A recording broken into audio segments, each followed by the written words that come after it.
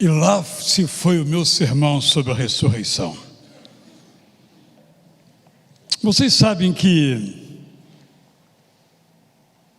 há dois momentos nos evangelhos que são diferentes entre si, em que Jesus acalma a tempestade. São dois os momentos. Como se essa repetição do milagre, repito, são dois momentos diferentes, são dois milagres diferentes. Os irmãos sabem perfeitamente que os evangelhos, sendo sinóticos, isto é, contendo muitas semelhanças, algumas narrativas se referem aos mesmos eventos e outras narrativas são diferentes. É o caso desta. Vou ler então para você Mateus capítulo 8, versos 23 a 27, que é a primeira calmaria, depois de uma tempestade. Ou, como no hino que entoamos, a primeira bonança, depois da revolta. Jesus, Mateus capítulo 8, verso 23 e os que se seguem, Jesus entrou no barco e os seus discípulos o seguiram. E eis que se levantou no mar uma grande tempestade, de modo que as ondas cobriam o barco. Jesus, porém, estava dormindo. Os discípulos foram acordá-lo, dizendo: Senhor, salve-nos, estamos perecendo, morrendo. Então Jesus perguntou: por que vocês são tão medrosos, homens de pequena fé? E levantando-se, repreendeu os ventos e o mar, e tudo ficou bem calmo. E aqueles homens ficaram admirados, dizendo: quem é este que até os ventos e o mar lhe obedecem? Esta é a primeira ação de Jesus para acalmar a tempestade. Vamos folheando agora então o mesmo evangelho, 6 capítulos adiante, capítulo 14, nós lemos uma outra história. Tem alguns elementos de semelhança, mas as diferenças são tão grandes que deixam bem claro que se trata de um outro instante no ministério de Jesus. Mateus 14, versos 22 a 33. Logo a seguir, Jesus fez com que os discípulos entrassem no barco e fossem adiante dele para o outro lado, enquanto ele despedia as multidões. E tendo despedido as multidões, ele subiu ao monte a fim de orar sozinho. Ao cair da tarde, lá estava ele, sozinho. Entretanto, o barco já estava longe, a uma boa distância da terra, açoitado pelas ondas, porque o vento era contrário. De madrugada, Jesus foi até onde eles estavam, andando sobre o mar. De madrugada, Jesus foi até onde eles estavam, andando sobre o mar. Repeti, verso 26. Os discípulos, porém, vendo-o andar sobre o mar, ficaram apavorados e gritaram: é um fantasma! E tomados de medo, gritaram. Jesus imediatamente lhes disse: coragem, sou eu, não tenho medo. Então Pedro disse: se é o Senhor mesmo, mande que eu vá até aí andando sobre as águas. Jesus disse: venha. E Pedro, descendo do barco, andou sobre as águas e foi até Jesus. Reparando, porém, na força do vento, teve medo e, começando a afundar, gritou: salva-me, Senhor! E prontamente Jesus, estendendo a mão, o segurou e disse: homem de pequena fé, por que você duvidou? Subindo ambos para o barco, o vento cessou, e os que estavam no barco adoraram, dizendo: verdadeiramente o Senhor é o Filho de Deus. Essas duas experiências marcantes, quando Jesus então mostra o quão poderoso Ele é, revela o quão forte é o seu poder, destrava tão completamente as sombras da nossa ignorância. Essas histórias nos convidam a refletir. Primeiramente, sobre o que lemos no capítulo 8, sobre a calmaria da tempestade. Levantou-se no mar uma grande tempestade, de modo que as ondas cobriam o barco. É a nossa experiência. Pode ser que nesse momento você e eu estejamos tranquilos e sossegados, porque as coisas caminham bem. Mas pode ser que não. Pode ser que estejamos no mar fora de controle. E para piorar, Jesus, porém, estava dormindo. Quantas vezes nos sentimos Jesus surdo? Senhor, socorre-nos, e não escutamos nada. Ó Deus, intervenha, e não vemos nada. Ó Espírito Santo, me anime, e não ficamos animados. São as nossas experiências. Jesus diz uma palavra aqui que aparentemente soa como dura. Vocês são medrosos, vocês são de pequena fé, mas na verdade é menos uma palavra dura e mais uma palavra de amor. Como dizer, eu tenho feito tantos milagres, por que vocês não confiam? Vocês acham que eu acabei de multiplicar pães e peixes? Vocês acham que eu não posso acalmar essa tempestade? Por que vocês não oraram? Por exemplo. Então eu quero dizer positivamente o seguinte: podemos imaginar Jesus dizendo: bom, vocês me acordaram, eu estava muito cansado, mas agora eu vou mostrar a vocês o que eu sou capaz de fazer. E diz o verso 26b: Jesus, levantando-se, repreendeu os ventos e o mar. Como dizer, vento, parado aí? Ondas, calminhas aí?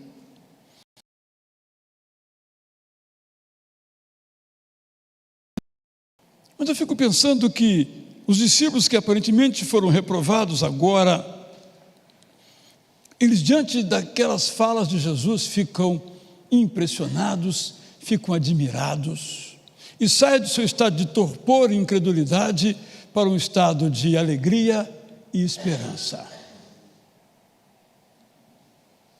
Isso nos ensina.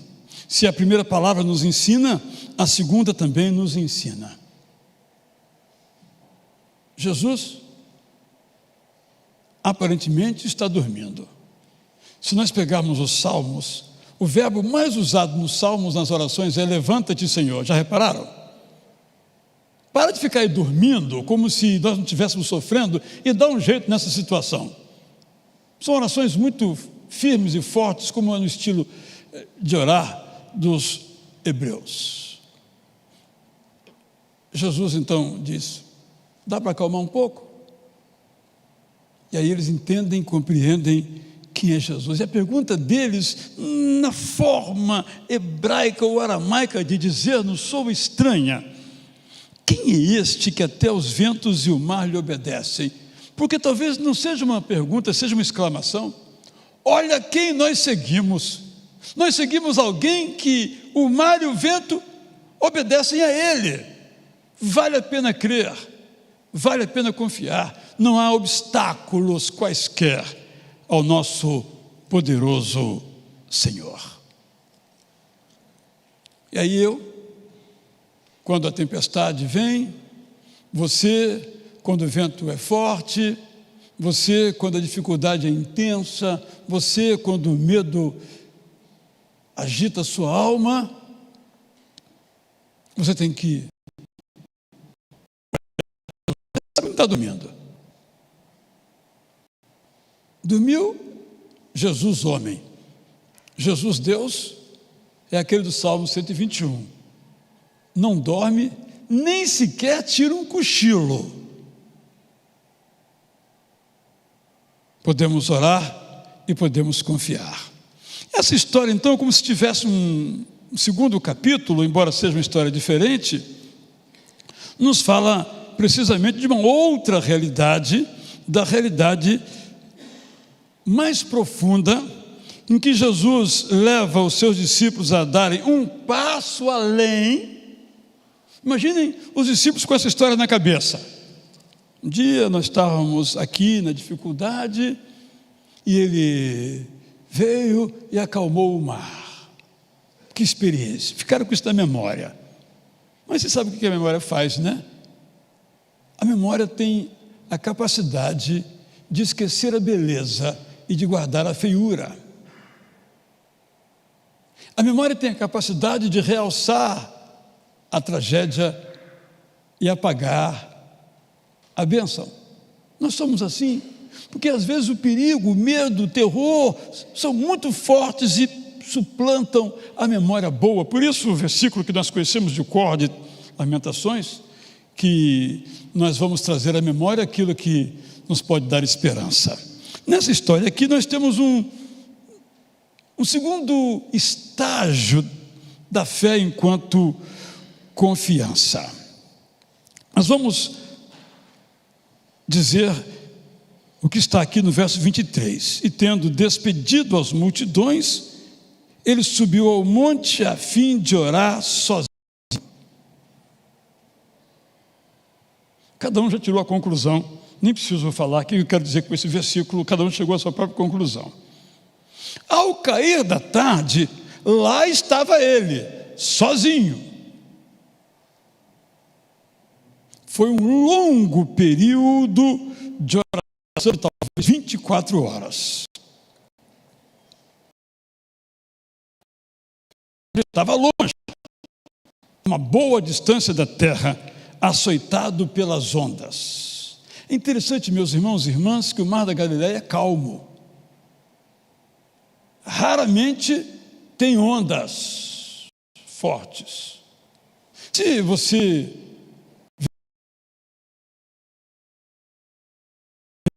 áreas que são de turbulência, você já sabe, já espera.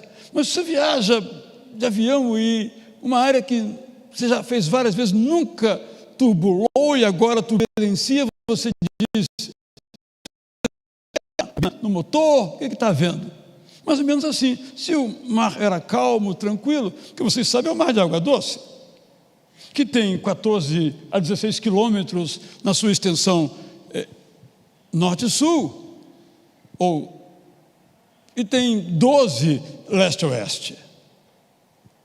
Dá quase para ver o outro lado. 12, 14 quilômetros. Mar de água doce, os ventos não têm como ser tão vigorosos assim que agitem aquelas águas, mas às vezes acontece. E nesse dia aconteceu. Isso os deixou completamente surpreendidos, eles que moravam ali perto, que viviam ali naquelas imediações. O vento era contrário. Tudo tranquilo. Eles eram experientes. Nós somos experientes na vida. Mas muitas vezes estamos acostumados a só andar no vento a favor. Quem aqui já andou de carro pela Ponte Rio-Niterói? Eu nunca me esqueço. Eu tinha um Golzinho, placa MT 1180. É a única placa que eu esqueço, que foi o primeiro carro, né? E eu dava aula na faculdade de Niterói. E aí, num desses retornos, o Golzinho, eu achei que ele fosse voar. Que o vento era... Mas, gente, eu estava acostumado, uma vez por semana eu ia dar aula naquela faculdade, e eu pegava o meu Golzinho, ia lá e voltava numa tranquilidade, cantando. Quando eu dirijo, eu canto, se estiver sozinho. Não ouço música dos outros, não, eu canto as minhas, as que eu sei de cor, é claro, né? Do Cantor Cristão, do HCC e outros. Sozinho, não faço mal a ninguém. Mas nesse dia não deu para cantar, não. Era muito forte, uma surpresa, porque o vento não era favorável a mim, o vento era contrário. Nós passamos por doenças, desempregos, decepções, desilusões, decepções, ventos que nos são contrários.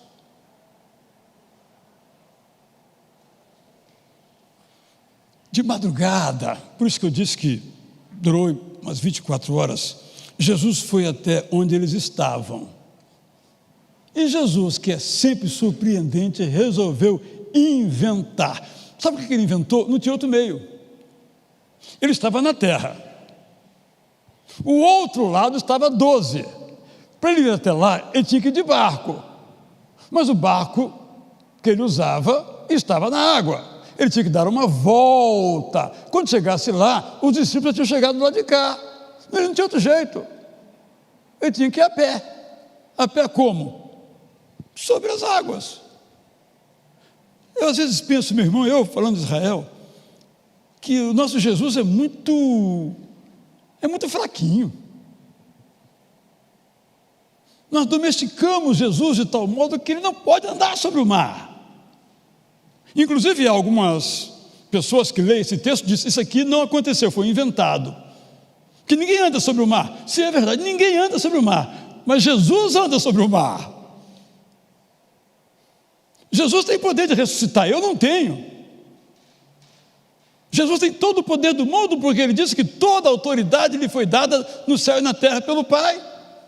Então, Jesus anda sobre o mar. O Jesus a quem nós adoramos e servimos tem poder para andar sobre o mar e anda sobre o mar. É por isso que nós podemos orar a Ele. Ninguém ora a mim, ninguém ora ao Marcos Lima, ninguém ora ao Samir, ninguém ora ao Zé Maurício, porque esses 4 aqui não têm poder nenhum. Zero de poder. Mas Jesus, a quem nós oramos, esse tem 100% de poder. Todo o poder. Ele anda sobre as águas. E aí começaram umas considerações sobre quem era aquela pessoa. Só pode ser um fantasma, porque ninguém anda sobre o mar. Eu estou vendo alucinação, eu estou maluco. Aí Jesus lhes diz, coragem, não tenho medo. Essa coragem aqui, meus irmãos, não é uma coragem que sai lá de dentro, é uma coragem que vem do alto. Não é uma coragem emocional, é uma coragem espiritual.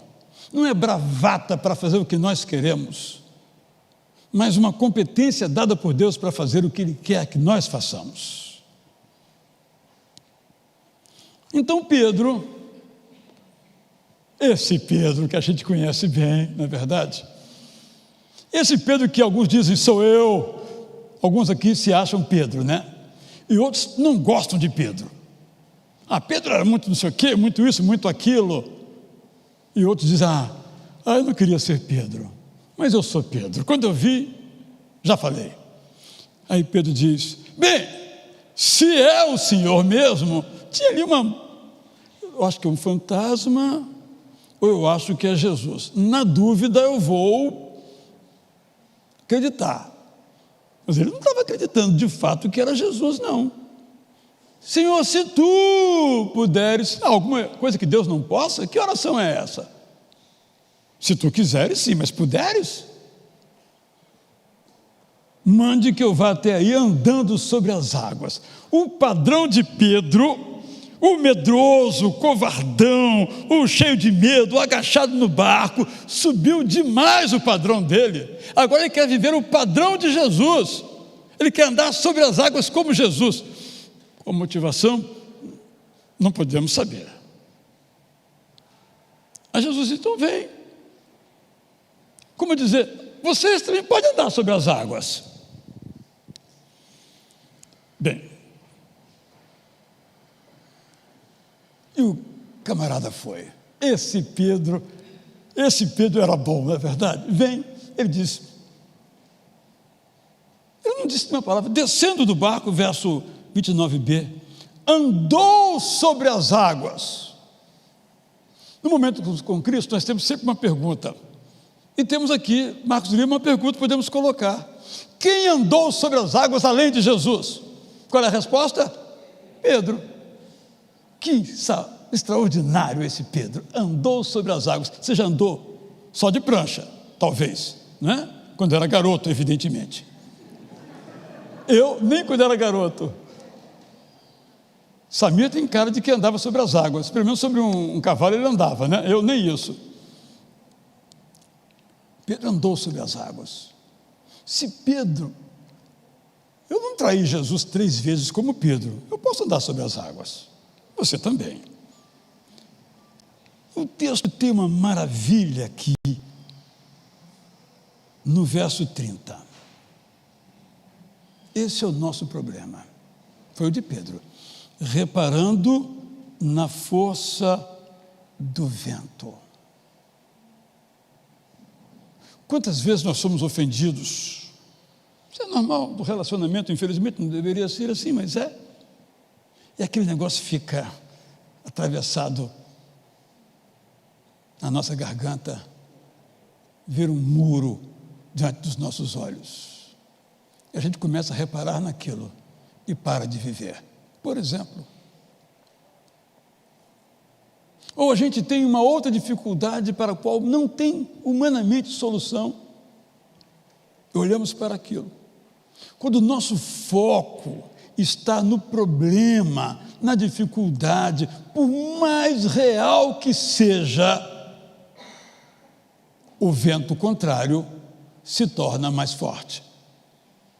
Mas quando nós olhamos para Jesus, nós nem sequer percebemos o vento. Esse é o segredo, posso usar essa expressão, o segredo da vitória. Aquele cântico, até podemos cantar daqui a pouco, Tamara e Edelyn e Adriano, eu não olho para as circunstâncias. É de canta, não é? Cantar é moleza, não é, Suzana? Eu não olho para as circunstâncias, é moleza. Agora, não olhar para as circunstâncias, para doença, para falta de dinheiro, seja qual for o problema, como não olhar para as circunstâncias? Mas se o nosso foco estiver nas circunstâncias, elas vão nos envolver e fazer o que fez com Pedro. E Pedro então começou a afundar. A história prossegue. E no verso 32, então, temos a repetição da história do capítulo 8. O vento cessou. Pedro saiu no meio da tempestade. Mas quando Jesus, então, ouve a oração, salva-me, Senhor, ele entra em ação. O texto não diz, mas o vento cessou. Cessou por quê? Porque Jesus entrou em ação.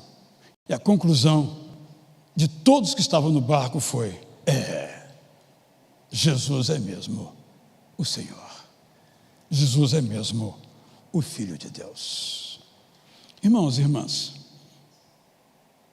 não me peçam para fazer um resumo, ponto por ponto, porque eu não tinha preparado esse sermão. Mas ouvindo o hino e ouvindo depois aqui a música instrumental, eu adiei mais uma vez o sermão sobre a ressurreição, que eu penso ser essencial que eu o pregue. Se Deus me permitir, eu o pregarei. Mas quero então lhe trazer uma palavra de ânimo, de confiança, à luz do que cantamos e lemos. Acalma. Sossega. Não sossega como uma meditação, como um mantra, como algo da sua mente, mindfulness. Não, sossega, porque Jesus lhe diz: sossegue. Ao longo da Bíblia está essa expressão: não tenha medo, sossegue. Olhe para Jesus. Gosto de uma frase popular: agarre-se a Jesus. Não aos problemas, não às circunstâncias, não aos ventos contrários. Vocês sabem que o avião sobe porque o vento lhe é contrário. Um barco afunda quando o vento lhe é contrário. Mas um avião sobe porque o vento lhe é contrário. Ele impele, ainda com o trem de pouso no chão, ele impele contra o vento, e a força daquele vento contrário faz com que a sua frente se levante, e daqui a pouco o próprio trem de pouso na parte final também se levante. Ele ganha os céus.